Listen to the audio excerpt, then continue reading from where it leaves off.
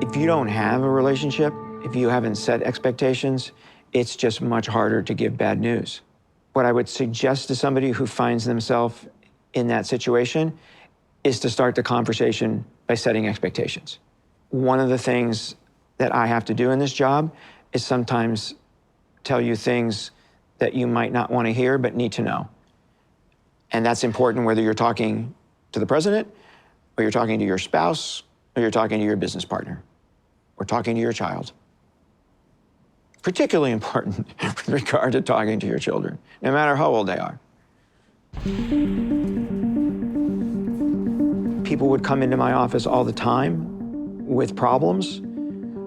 Very few people said, here's the problem, and here are some potential solutions. That was extraordinarily helpful when they did that. I try to do that with my bosses at the agency. Here's your problem, here's some potential solutions. What do you want to do? People that came with solutions fared much better in their careers. When you are presenting a problem, always present a solution.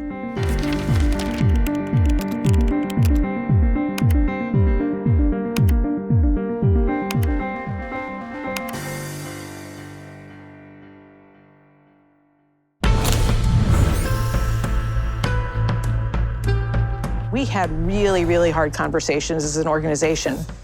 And some of them included our liaison partners, which are organizations like the CIA in allied countries.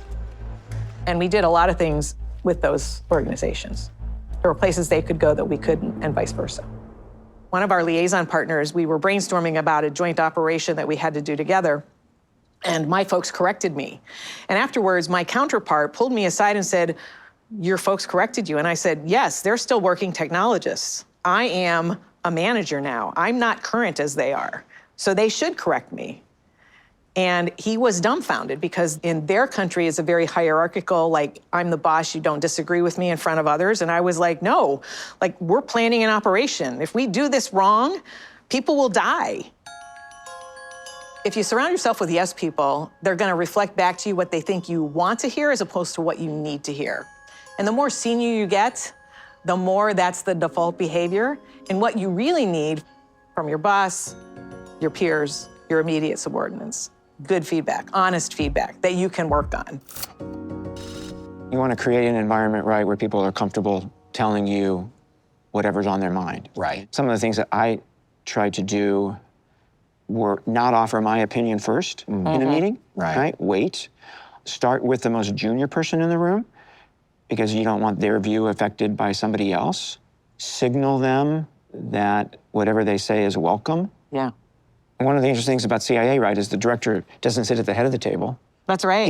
He sits in the middle of the table, right, to send that message. You're clearly messaging to junior people in the room that I value your opinion, I want to hear from you. If you're the person responsible for making key and consequential decisions, you have to have the confidence and in many ways the ego to make that decision and to accept the responsibilities of that.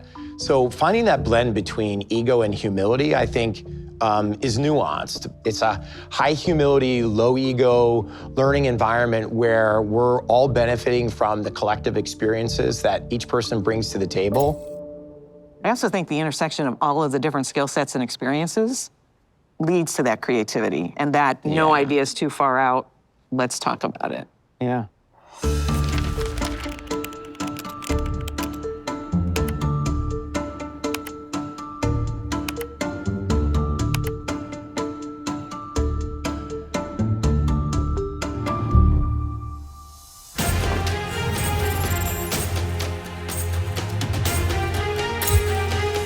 Whether it's at the CIA or whether it's in somebody's own life, in any kind of decision making, there are analytic biases.